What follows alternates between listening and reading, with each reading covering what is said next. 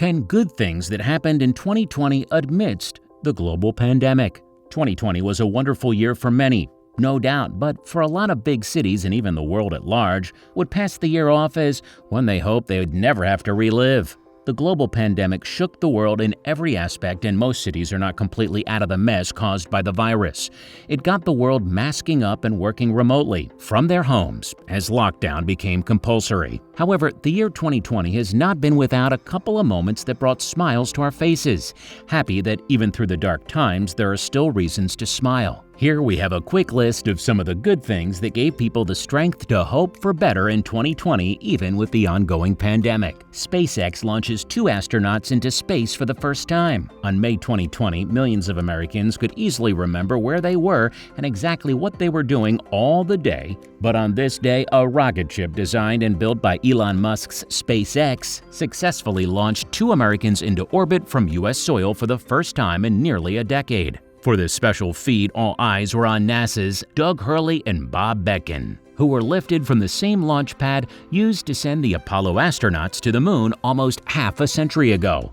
This feat was on many counts phenomenal, as speculations had been in the air as to how possible it would be to achieve the goal, but all things working well, it was a success, and generations years after this would surely have a page or two dedicated to the accomplishment of launching a rocket ship into orbit years after something similar was done. Michael J. Massimino, a former NASA astronaut, on giving his remark on the historic event, wrote, "We did it," while another astronaut by the name of Catherine Coleman, who departed the International Space Station in 2011, said, "It takes about 8.5 minutes to get to space and a whole day to parallel park." 2 elderly women survived the COVID-19 virus.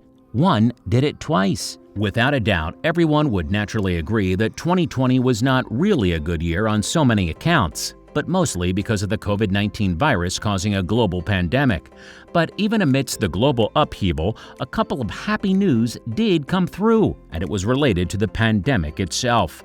This was the case of the 103-year-old veteran and 102-year-old woman who survived the virus. Major Lee Wooten got the send-off of a lifetime from the staff at Madison Hospital on December 1st. In the video shared on the hospital's Facebook page, we see Wooten being wheeled out of the hospital as staff members sang the happy birthday song to him. He was released after getting a clean bill of health, and this was just 2 days before his 104th birthday. The World War II veteran not only beat the novel virus, but he beat it at 103 years old. But then there's the case of the 102-year-old New York woman who was said to have survived the Spanish flu pandemic in 1918 and at another time in her life beat cancer. COVID-19 came her way as well. She beat COVID too. Twice. She goes by the name Angelina Friedman and had almost 100 years after the first pandemic, she was diagnosed with COVID-19 in April. After running a fever for several weeks, Friedman finally tested negative for the virus in late April. However, 6 months after the first positive test, the nursing home called Friedman's daughter Joanne Merola in late October to inform her that her mother had tested positive again. Merola, who gets the updates daily from the nursing home, got another in mid-November. Friedman had only again overcome the virus. "My invincible mother tested negative," Merola said, attributing her mother's survival to an iron will to live. Man finds 9.07 carat diamond, taking it as a piece of glass. Still in 2020, a 33-year-old bank branch manager from Maumelle, Arkansas, named Kevin Kennard, uncovered the second largest diamond ever found in the Crater of Diamond State Park's 48-year history. It was a 9.07 carat stone. But how did this happen? While combing through the southeast portion of the diamond search area, Kennard picked up a marble-sized crystal, but he had no idea that what he had found was a valuable stone. Kennard said, "It kind of looked interesting and shiny, so I put it in my bag and kept searching. I just thought it might have been glass." When it was eventually weighed, the carat weighed 9.07 carat. making it the second largest found in the park since it became an Arkansas State Park in 1972.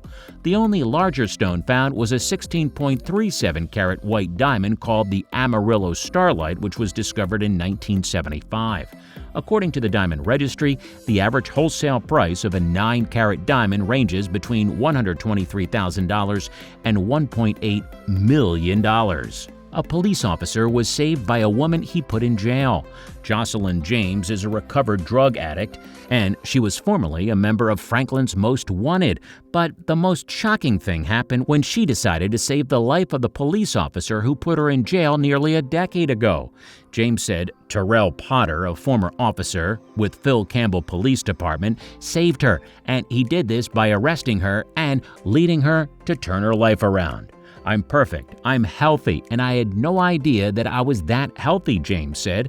In November 2019, Potter got acknowledged about his kidney failing and functioning only at 5%. Doctors told Potter that he would have to face a 7 to 8 year waiting period for a kidney. But as it would play out, after scrolling through Facebook, James learned that Potter needed a kidney. "I just threw my phone down and the Holy Spirit told me right then and there I had the man's kidney," she commented. After a series of routine hospital tests, James learned that they were a perfect match. "If you asked me 100 names of who may give me a kidney, her name would have not been on the list," Potter said. "It's just unbelievable that she was willing to do that. It's unbelievable." Baby born from an embryo frozen for 27 years. A baby girl in Tennessee was born in October, though she could have been born at any point over the last 2 decades. Molly Everett Gibson was born October 26, 2020 to parents Tina and Ben Gibson, weighing 6 pounds 13 ounces. Her embryo was first created and frozen in October 1992 and stayed frozen until it was thawed on February 10, 2020. The baby's birth set a new known record for the longest frozen embryo to ever be born, according to the research staff at the University of Tennessee Preston Medical Library. Amazingly, the previous record was set by Molly's sister, Emma Wren Gibson, whose embryo had been frozen for more than 24 years until she was born in 2017. Both girls were frozen together as embryos and are full genetic siblings, according to the National Embryo Donation Center, which facilitated the embryo storage and adoption. Single dad adopts siblings so they can be together. Robert Carter is a single dad and had began fostering 3 boys 2 years ago. He took in Robert Jr., Giovanni, and Chianti into his home, the 3 boys being siblings, and while they were cute enough, he did something extra just a while after.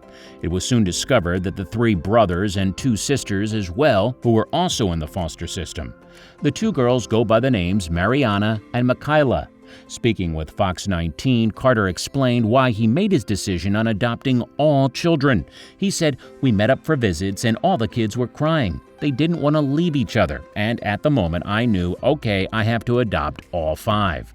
But here's the backstory. Carter said he grew up in foster care and was separated for years from his siblings. He just didn't want the children to experience what he went through.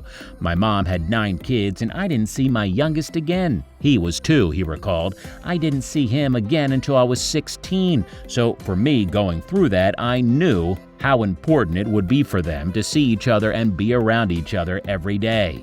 When I had my boys before I got the girls, that's all they talked about was their sisters." A dog finds his forever home after a long time in a shelter. It's not unusual for animals to be kept in a shelter these days, pending the time that they were adopted by a family seeking the company of animals. But for some animals, they never get to be on the receiving end of this love. This is why, for this puppy, a lot of people were pleased that he got his forever home. After spending more than 700 days in an animal shelter, the lucky pup finally got his forever home. The pup goes by the name Drools and is a 4-year-old male pit bull boxer mix. He had spent approximately 729 days at the Canor Animal Shelter, Upper Rio Grande Animal Society in Monte Vista, Colorado, but thanks to a joint effort between the shelter and Casey Weidtich, Relay for Rescue founder and executive director, he secured a home and a family. Relay for Rescue is a nonprofit animal welfare organization that aims to reduce pet overpopulation and minimize animal suffering, according to the organization's website. Drool's story did not only garner a lot of attention, but it also got on other news outlets and social media. The shelter was able to find homes for 3 of their other long-term residents. Boy sells baseball bats to help storm victims. In August, a rare storm packing 100-mile-per-hour winds swept across the Midwest, and quite a lot of people were affected by this. Tommy Romberg decided to do something about it. He crafted more than 200 baseball bats, which he sold to raise money for victims of the storm from fallen branches. Each bat, about 30 inches long, made with his grandfather's whittling tools and sandpaper, sold for $100, and Tommy donated $20 from each sale to the Greater Cedar Rapids Community Foundation Disaster Relief Fund. His mom, Amanda, posted photos of the bats on Facebook, which went viral. When the story would get widespread attention, Tommy had a wait list of more than 600 people looking to purchase the bats. "I'm 12 years old and my parents won't let me drop out of the 6th grade," Tommy explained to potential customers who were waiting. People took a stand against police violence and racial injustice. In the wake of George Floyd's death and at the hands of police officers in Minneapolis, protests arose in nearly all major cities across the United States. They broke out globally too, extending to more than 60 countries in support of the Black Lives Matter movement and against racial injustice and police brutality. The death of George Floyd was the spark that spread across the world. A protester in Paris said in June, large demonstrations happened in South Korea, the United Kingdom, Turkey, New Zealand, and elsewhere, while activists in the U.S. notched some pretty major wins. It was like the world refused to back down from the stand they took. High turnout for the national election. While many speculated that the turnout for the national election would be as low as opposed to that of previous years because of the global pandemic, the outcome was better than anyone predicted. A record number of Americans turned out to vote in our national election, pandemic notwithstanding. The 2020 election with no doubt recorded the most voter participation in the last 120 years. The virus made the voting process a little different, but it didn't deter voters. More Americans voted in the 2020 election, 2/3 of the voting eligible population, in fact, than in any other election in 120 years.